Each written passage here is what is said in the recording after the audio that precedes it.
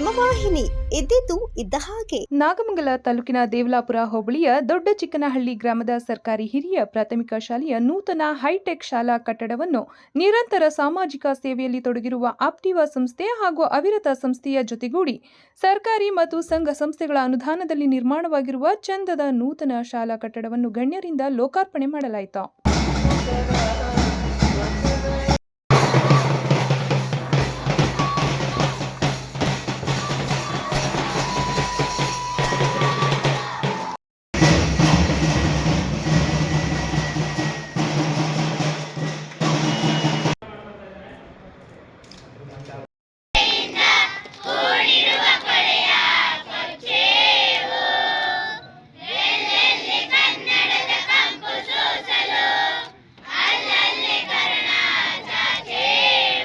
ತಾಲೂಕಿನ ದೊಡ್ಡ ಚಿಕ್ಕನಹಳ್ಳಿ ಸರ್ಕಾರಿ ಹಿರಿಯ ಪ್ರಾಥಮಿಕ ಶಾಲೆಯಲ್ಲಿ ವಿಶ್ವ ಮಾನವ ಹಿರಿಯ ವಿದ್ಯಾರ್ಥಿಗಳ ಸಂಘ ಎಪಿಟಿಐವಿಇ ಸಂಸ್ಥೆಯ 2023-24 ಕಾರ್ಪೊರೇಟ್ ಸಾಮಾಜಿಕ ಜವಾಬ್ದಾರಿಯ ಅಡಿಯಲ್ಲಿ ಅವಿರತ ಸಂಸ್ಥೆಯ ಸಹಯೋಗದೊಂದಿಗೆ ನಿರ್ಮಿಸಲಾಗಿರುವ ನೂತನ ಶಾಲಾ ಕಟ್ಟಡದ ಉದ್ಘಾಟನಾ ಸಮಾರಂಭವನ್ನು ವೇದಿಕೆಯ ಗಣ್ಯರಿಂದ ಉದ್ಘಾಟಿಸಿ ಹಲವರು ತಮ್ಮ ಅಭಿಪ್ರಾಯ ಹಂಚಿಕೊಂಡು ಮಾತನಾಡಿದರು.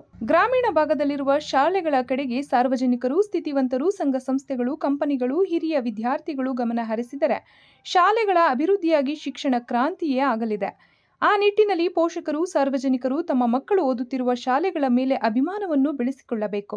ಆ ಹಿನ್ನೆಲೆಯಲ್ಲಿ ಈ ಶಾಲೆಯನ್ನು ನೋಡಿದಾಗ ಇಷ್ಟೊಂದು ಪೋಷಕರು ಶಾಲೆಗೆ ಇದ್ದಾರೆ ಎಂಬುದು ಹೆಮ್ಮೆಯ ಸಂಗತಿಯಾಗಿದೆ. ಅವರು ಎಪಿಟಿಐವಿಇ ಸಂಸ್ಥೆಯ ರೇಷ್ಮಾ ಅವರು ಕಂಪನಿಗಳು ಕಾರ್ಪೊರೇಟ್ ಸಾಮಾಜಿಕ ಸ್ವಾಸ್ಥ್ಯ ನೆರವನ್ನು ಗ್ರಾಮೀಣ ಭಾಗದ ಶಾಲೆಗಳಿಗೆ ನೀಡಬೇಕು.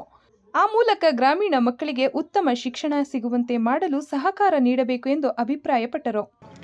ಈ ತರ ವಿದ್ಯಾ ಕೊಟ್ಟವಾಗಿ ಆ ತರ ಆಪರ್ಚುನಿಟಿ ಜನರೇಟ್ ಮಾಡುವಾಗೆ ಇದೇ ಬಹುದೊಡ್ಡ ಸೇವೆ ಆಗಿದೆ ಸಮಾಜಕ್ಕೆ. ಶಾಲೆಯನ್ನು ನಿರ್ಮಿಸಿರುವ ಈ ಮಹಾ ಉದ್ದೇಶನ ಭಾಗವಾಗ ನಮಗೆ ಈ ಅವಕಾಶ ಕೊಟ್ಟಿದ್ದಕ್ಕೆ ತುಂಬಾ ಥ್ಯಾಂಕ್ಸ್. ಎಸ್ಪೆಷಲಿ ಅವಿರತ ಸಂಸ್ಥೆಗೆ, ರವೀಂದ್ರ ಅವರಿಗೆ ಮತ್ತು ಅವರ ಕುಟುಂಬಕ್ಕೆ ನನ್ನ ಹೃದಯಪೂರ್ವ ಧನ್ಯವಾದಗಳು. ರವೀಂದ್ರ ಅವರಿಗೆ ಮತ್ತು ಅವರ ತಂದೆ ಈ ಶಾಲೆಯನ್ನು, ಈ ಗ್ರಾಮವನ್ನು ಇನ್ನೂ ಅಭಿವೃದ್ಧಿ ಮಾಡಬೇಕು ಅಂತ ಆಶಾ ಪಡ್ತಾ ಇದ್ದೀನಿ.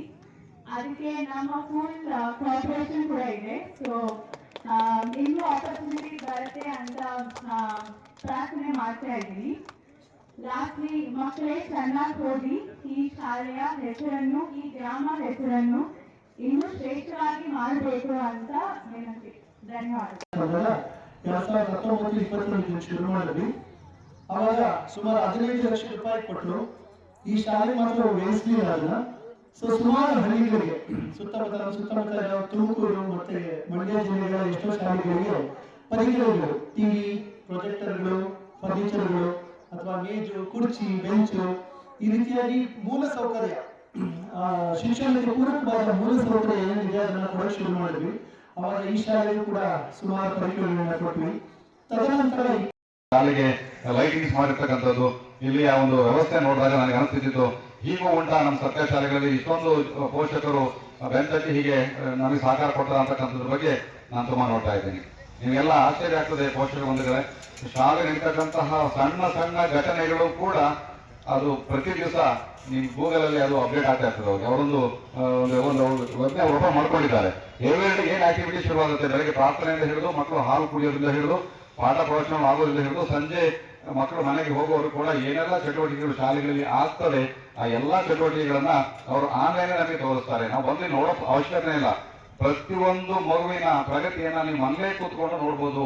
ಆ ರೀತಿ ಚೈಲ್ಡ್ ವೈಸ್ ಅಂದ್ರೆ ಮಗುವಿನ ಆಧಾರದಲ್ಲಿ ಮಗುವಿನ ಸಹಿತ ಪ್ರತಿ ಮಗುವಿನ ಪ್ರಗತಿಯನ್ನ ಅವರು ಅಪ್ಡೇಟ್ ಮಾಡಿದ್ದಾರೆ. ಮೊಬೈಲ್ ಫಸ್ಟ್ ಮತ್ತೆ ಆಕ್ಟಿವ್ ಸಂಸ್ಥೆ ಬಗ್ಗೆ ನಾವು ಮಾತಾಡಲೇಬೇಕಾಗ್ತದೆ.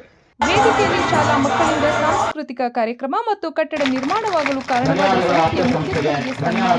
ಹಾಗೂ ಶಾಲೆಯ ಹಿರಿಯ ಶಿಕ್ಷಕರು ಮತ್ತು ಶಿಕ್ಷಣ ಇಲಾಖೆ ವೃಂದದ ಅಧಿಕಾರಿಗಳು ಹಾಗೂ ನೂತನ ಕಟ್ಟಡ ನಿರ್ಮಾಣಕ್ಕೆ ಶ್ರಮವಹಿಸಿದ ಮುಖ್ಯ ಶಿಕ್ಷಕ ಚೇತನ್ ರವರನ್ನು ವೇದಿಕೆಯಲ್ಲಿ ಸನ್ಮಾನಿಸಿ ಗೌರವಿಸಲಾಯಿತು.